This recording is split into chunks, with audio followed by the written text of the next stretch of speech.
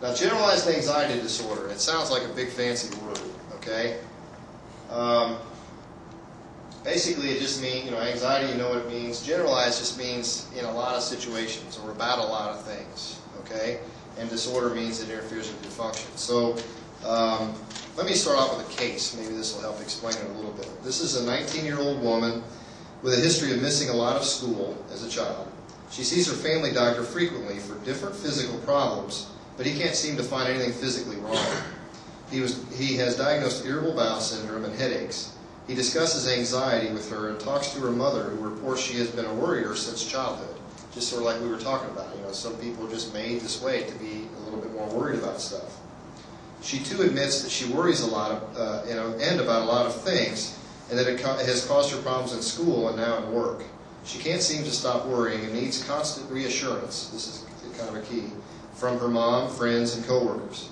She has trouble sleeping, can't concentrate, is easily fatigued, and is irritable. Her family doctor, we'll talk about that in a second. That's more the treatment side of things.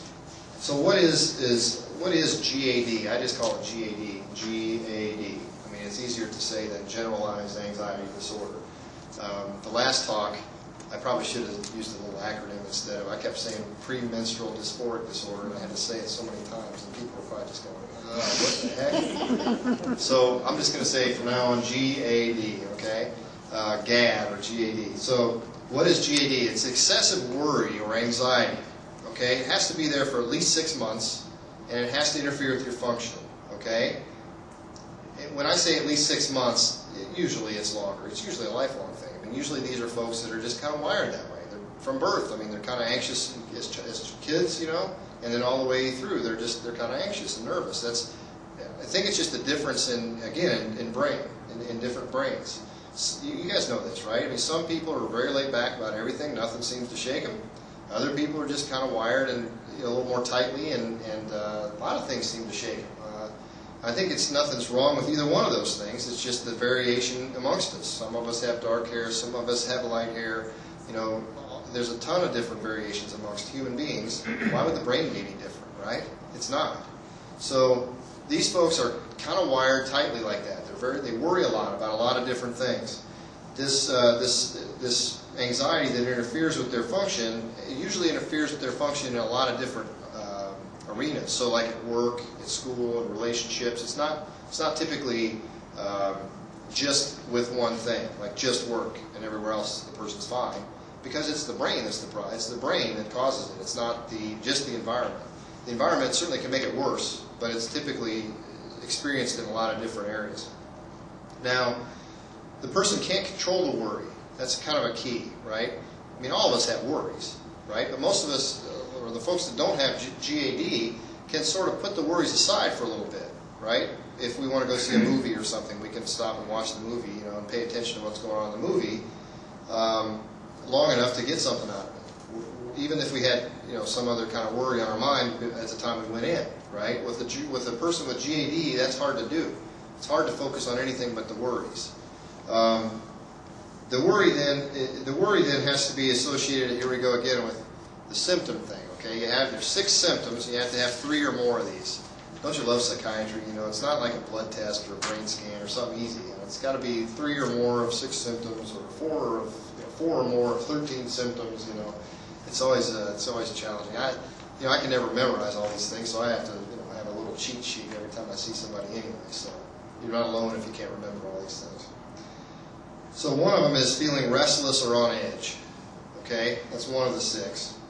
Being easily fatigued. Our person here had that. That's the second one. Third one is having sleep problems. The fourth one is having muscle tension. We've all had that, right? Fifth one is concentration problems. Can't concentrate real well. And the 6th one is irritability.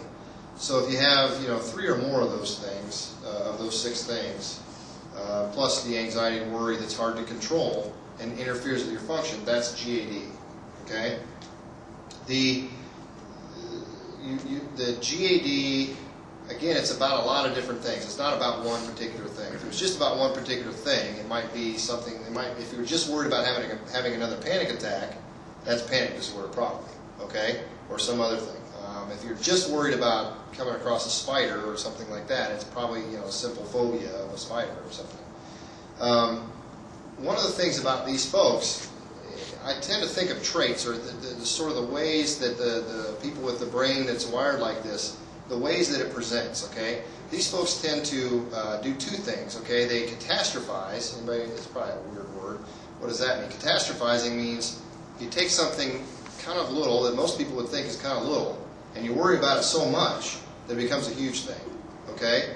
You take something and you blow it way up into it's a huge, worry. And really, for the other people around you, they're sitting there going, now how did you get from here to there, okay? It doesn't make sense to them because it's not, their brain isn't made that way. To you or to the person with GAD, it makes a lot of sense. So that's catastrophizing, okay? The other thing is they tend to overestimate the risk of stuff. We talked a little bit about that because panic disorder folks do that too. Sort of like the person that's afraid to get on the airplane, right? 50% chance I'm going to die if I get on this airplane. I'm sure it's going to crash. Absolutely no it is, right? Well, probably not. I mean, they're overestimating the risk. The risk is, millions to one or something. That's another common thing with GAD, with GAD folks. Give you kind of an example. This is kind of a sort of humorous, but I sort of felt bad for the person. This is a person I was seeing in Newcastle, and I think they had this, and it was right after 9/11. It was kind of a serious time. We were all kind of worried about stuff, and we were talking about that, and she was worried about that, and I asked her, what do you think is the chance that the terrorists are going to hit Newcastle, Indiana? And I was kind of expecting to hear, well, kind of not really likely, because they're not going to hit a place like Newcastle probably, but she thought probably 70% chance. So overestimated the risk, I think. And I could have been wrong. It could have hit us the next day, I suppose. But they're going to hit someplace where they're going to get the most press and the most. They're going to hit. Try to wipe out something big and exciting. Not that Newcastle isn't, of course, but you know what I mean. Not compared to the World Trade Centers. There's a lot of physical symptoms that can go along with GAD, and so these folks end up with a lot of irritable bowels, sort of like the case I talked about, headaches, nausea, sweating, dry mouth, cold, clammy hands. Not to be too much of a shrink, but it's almost everybody assumes psychiatrists are analyzing people from day one as soon as they meet them, right? As soon as you walk into a room, everybody's like, and if they know you're a shrink, they're like cowering or something. I don't know. They think you're going to analyze them. Well, you can shake somebody's hand sometimes and tell, are they comfortable in the social situation or not. If it's a cold and clammy hand, it's probably somebody that's got a lot of anxiety. And I don't know what the anxiety's about. I mean, it could be because I'm a shrink, oh my gosh. But it also could be that they're socially anxious, that just having to meet somebody new or something like that. So cold, clammy hands is one.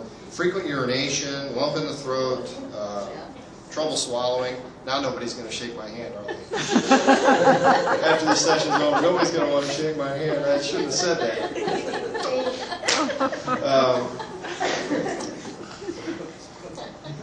Because of these physical symptoms and because of the way our society is, nobody wants to go to their doctor and say, I'm nervous all the time, doc. But they'll go instead because of the diarrhea or because of the frequent urination or the irritable bowels or the headaches or whatever. And the doctor's, he does every test he can think of and can't find anything. And that's commonly how this occurs. And it takes a long time sometimes for doctors and for patients to figure out this is what it is because of that. Again, partly because of that, and also because this sort of interferes with the person's function. I mean, they're always worrying about something. So about 50% of these folks get depressed. The adults with GAD, they tend to worry a lot about job-related things, something bad happening to the kids or the health of their family or finances, okay? It's common stuff for adults.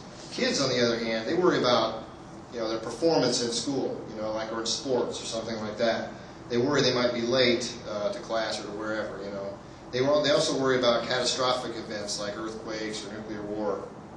And these kids tend to be sometimes overly conforming, conform easily with other kids and stuff. They're perfectionistic. I sort of mentioned that earlier.